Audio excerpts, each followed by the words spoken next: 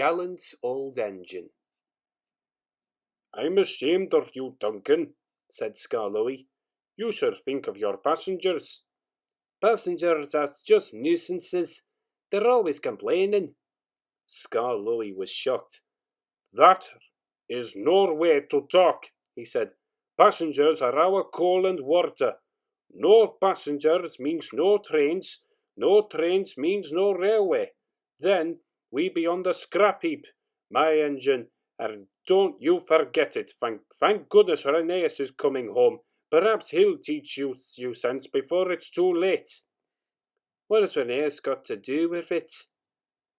"Rheneas saved our railway," said Skarloey. "Please tell us about it," begged Peter Sam. "The year before you came," said the old engine, "things were very bad. We were on our last wheels. Mr. Hugh was driver and fireman, while the fin controller was guard. He did everything else too, and helped Mr. Hugh mend us in the shed. "We expect 2 fresh engines next year," they told us. "but we must keep the trains going now. If we don't, our railway will close." "How awful," said Peter Sam in sympathy. "I tried hard, though. I couldn't do much, but Rheneas understood. "It's my turn now," he said. "You've done more than your share of hard work." He was often short of steam, but he always tried to struggle to a station and rest there. "That," said Skarloey earnestly, "is most important for passengers." "Pshaw!" exclaimed Duncan. "Passengers," Skarloey continued, "don't mind stopping at stations. They can get out and work about. That's what stations are for. But they get very cross if we stop at the wrong places, like viaducts. Then they say we're a bad railway and never come back." "I remember Rheneas stopping in the wrong place once," said Skarloey. "He couldn't help it, but he made up for it afterwards. That afternoon he had damp rails and a full train. There were passengers even in Beatrice, the guard's van. Her wheels slipped dreadfully on the steep bit after the first station, but they gripped at last. 'The worst is over,' he thought. 'Now we're away. Come along, he sang to the coaches. "Oh, I've got cramp!" he groaned. He stopped, unable to move on the loneliest part of the line. The fin controller and Mr. Hugh examined him carefully. The passengers watched and waited. Rheneas eyed them anxiously. They looked cross. At last the fin controller stood up. "Your valve gear on one side has jammed," he said. "We've unfastened the rods and tied them up. Now, Rheneas," he went on, "we need to reach the next station. Can you pull us there on one cylinder?" "I'll try, sir, but the next station isn't the right station. Will the passengers be cross?" "Don't worry," smiled the fin controller.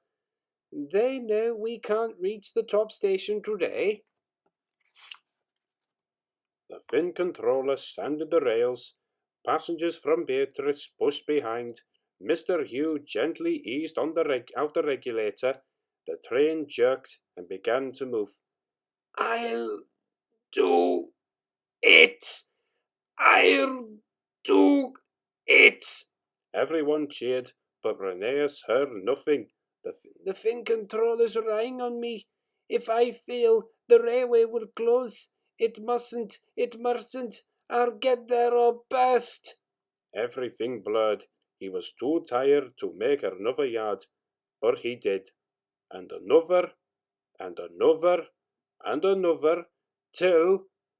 "I've got there at last," he sighed with relief. "It's proud of you, I am indeed," said Mr. Hugh. All Rheneas remembered about their journey down was having to go on going on. At the big station, the passengers thanked him. "We expected a long walk," they said, "but you brought us home. We'll come again and bring our friends."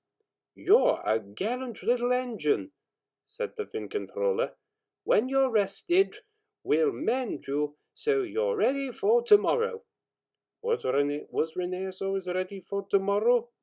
"Always," smiled Skarloey. Whatever happened, Rheneas always pulled his trains.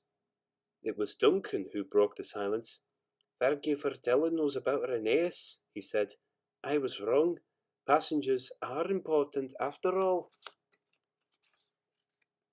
All the little engines were at the wharf on the day that Rheneas came home. Some of the Fat Controller's engines were there too. Edward pushed Rheneas's truck to the siding, and Skarloey pulled him neatly to his own rails. This was the signal for a chorus of whistles from engines large and small. You never heard such a noise in your whole life. The owner, Rheneas, and the other important people made speeches, the band played, and everyone was very happy. But Rheneas was the happiest in his own place that night, next to his friend Skarloey. "This helps a little engine to feel," he said, "that at last he has really come home."